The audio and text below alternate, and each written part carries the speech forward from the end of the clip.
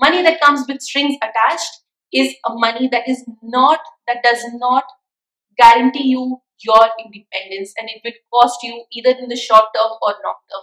And I'm not saying your families are insensitive, but that's how money works. Your life is not what your husband decides, what your parents decide, what your sons and daughters decide. Your life is what you decide.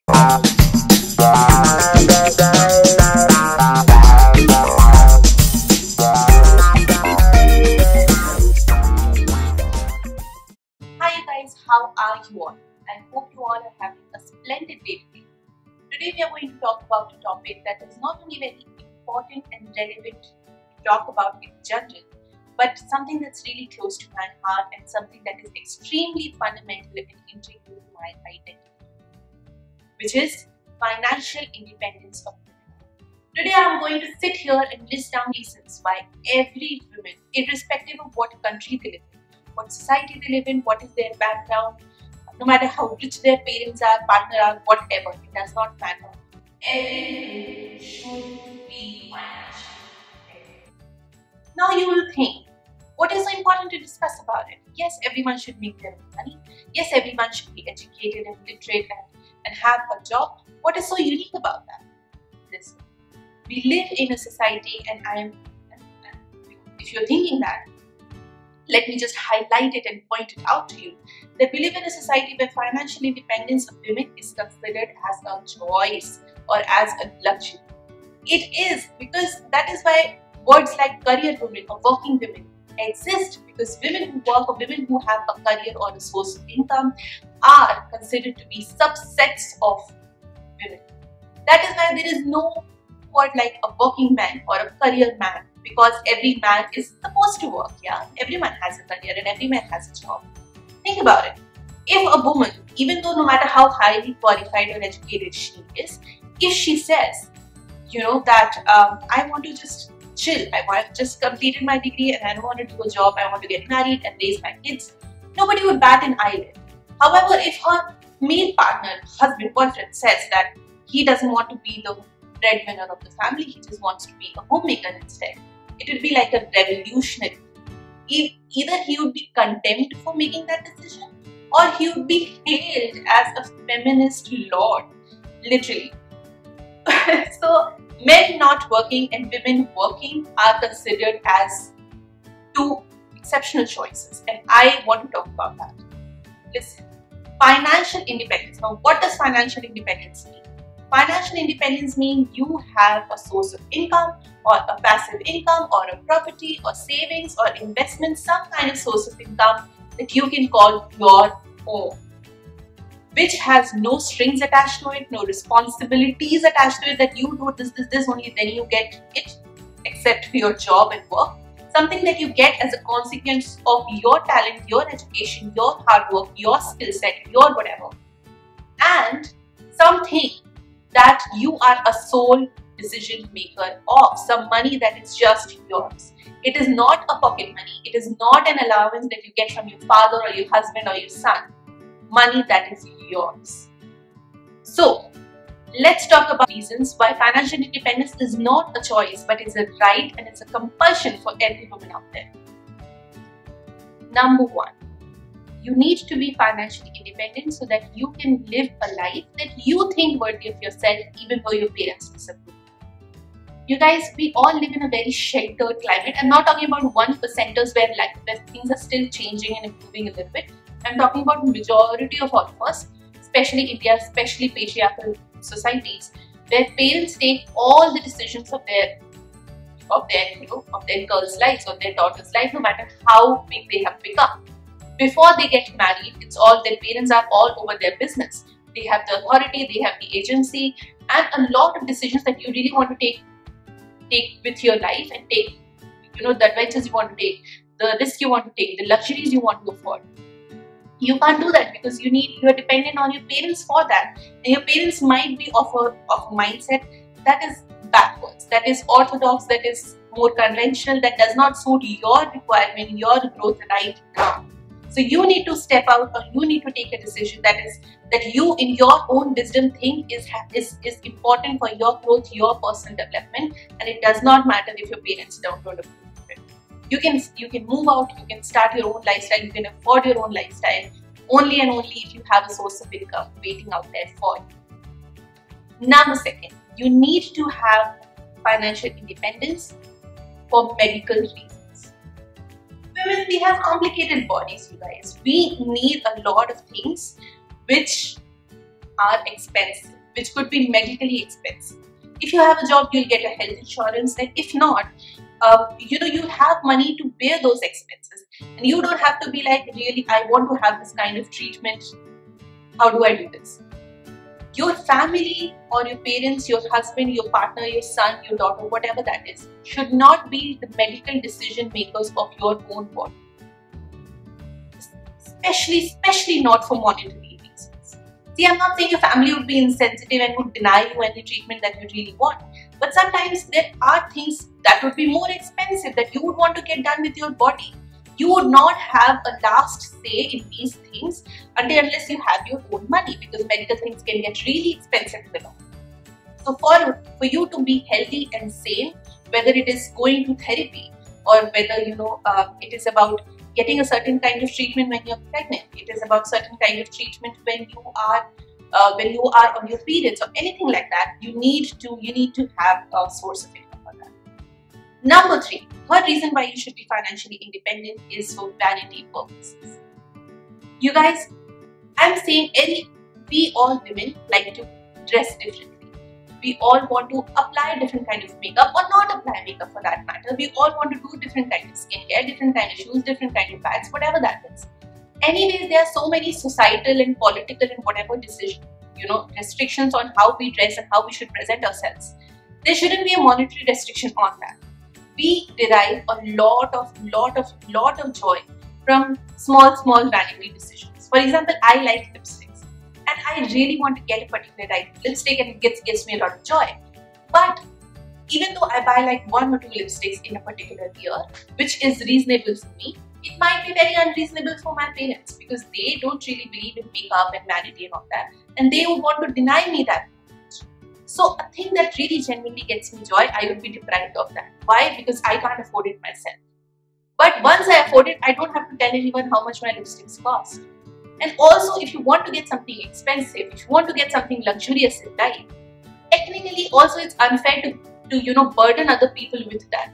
If you want a luxury handbag, if you want really expensive shoes, if you want a ton of makeup, if you want expensive skincare, it should be your duty to get that.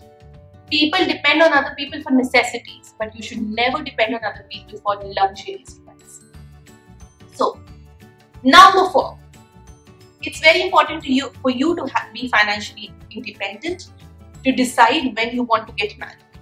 It's very common that in a lot of families, after their education is over, after a certain age, women face the pressure of getting married.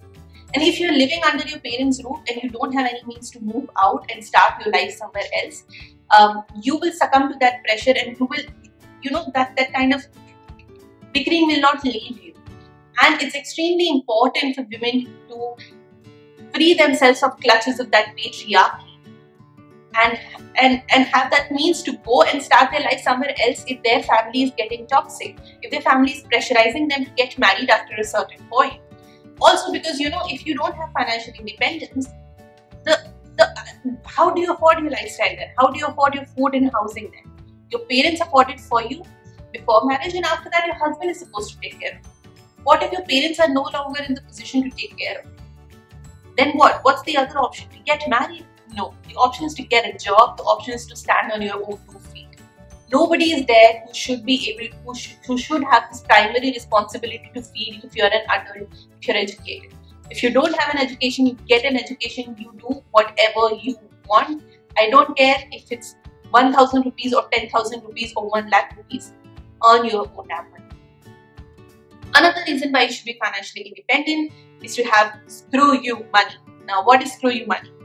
Screw you money is very, very important, और ये बहुत ही बड़ी चीज है that every married woman should have. See, marriage is an institution that you cannot experience and have a clear perspective about how it would be like till you enter that institution. So once you get married, only then you will understand what that marriage entails, how your partner is, how that partner's family is.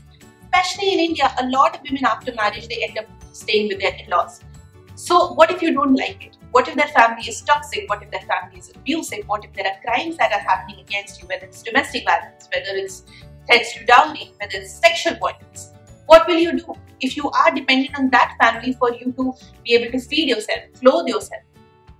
You will stay there no matter what. Because your parents, they don't want you back. Your family right now is toxic. So what will you do? You need to have that screw you money in your account. You need to be like, bye, screw you, and get out. If you have that kind of hold, you will be able to live with self-respect. Every woman who is married right now, especially, please have a source of income. I'm not saying every family is like that. Every family is abusive or violent or not compatible. But for your own self-respect, just depend on your own self. It's a dog-eat-dog world. आप दूसरों पे depend नहीं हो सकते after a certain extent.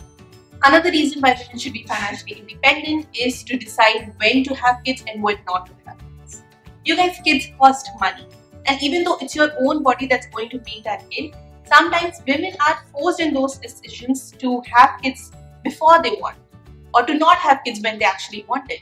Because it doesn't remain a joint decision between the couple, because one person is earning and the person who is earning has the last say. In this case, a male person, a male partner, husband. So the wife needs to just follow. Okay, you want me to have a kid? Okay, fine. That is not the case. Reproduction is a choice. It's your body that's going to make that baby. And you need to exercise that choice. And you will only be in a position to exercise that choice if you earn. And I know you should have the choice regardless. But as I said, it's a dog-eat-dog world. It's an unfair world. So you better have that some kind of money to keep on food.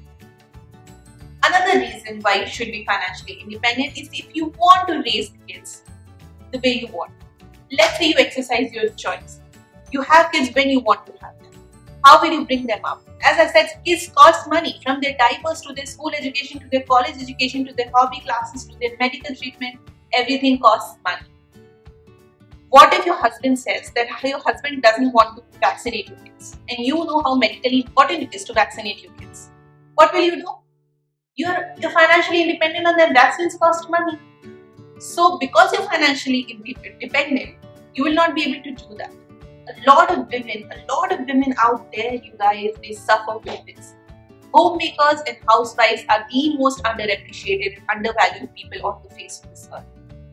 And I really don't want you to be one of them. It's very important for you to be able to take decisions equally with your partner, with that baby. And if need be a single parent. For you and your kid to have a harmonious relationship, for you to be able to bring up your kid the way you want to give them the values, to give them the education, to give them the skill set that you want to, you need to have a source of it. The last reason why I definitely think that you should be financially independent is for you to decide the nature of your retirement. जब एक couple retire हो जाता है तो लोग ऐसा सोचते हैं कि वो कपल साथ में चीजें करेगा, पर ऐसा जरूरी नहीं। अगर आपके हस्बैंड रिटायर हो रहे हैं, आपके हस्बैंड को पेंशन मिल रही है, आपके हस्बैंड की लाइफ लॉन्ग सेविंग्स है, तो वो आप रिटायरमेंट के पहले की भी जिंदगी उन्होंने डिसाइड किया, रिटायरमेंट के बाद की भी जिंदगी एक तरीके से मेजॉरिटी ऑफ डिसीजंस वो ले। But after you have your retirement, your last years are for relaxation, for you to reap the fruits of the labor you have done for 50-60 years of your life. That nature of retirement you will only be able to decide if you have some money set aside that is just yours and not joint. I highly suggest couples to have some money, earmarked, which is just yours, which is just mine. Marriage does not mean the end of individuality. If after retirement your husband doesn't want to travel, he just wants to sit in a chair and read the newspaper, but you still have the drive and will to travel, you should be able to do that. You should be able to have the risks and adventures in your life that bring you happiness. And to be very frank, you guys, these are all practical decisions. These are all practical reasons. But there's also one very, very fundamental reason that I would really like to talk about, and that is happiness and pride that you feel out of your own. अपने कमाए हुए पैसे पे जो गर्व होता है, अपने कमाए हुए पैसे पे जो भरोसा होता है, उससे बड़ी चीज नहीं है. I have started earning only 2-3 years back, and I know that kind of attachment and that kind of hold that kind of pride that you have.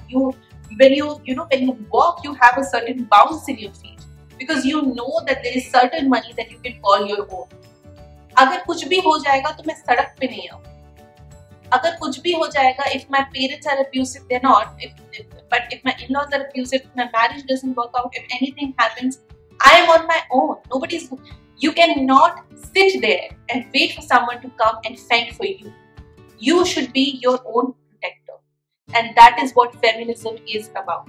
And also you guys, आप कब तक दूसरों पे डिपेंड करते रहोगे आपकी plate पे खाना डालने के लिए, आपकी लग्जरीज अफोर्ड करने के लिए, किसी भी चीज के? क्योंकि जब आप दूसरों पे डिपेंड होते हो, दूसरों से पैसा मांगते हो, उनको आप एक अथॉरिटी दे देते हो कि वो आपकी लाइफ के डिसीजंस ले लें, which is a very very bad and disadvantaged position to be in.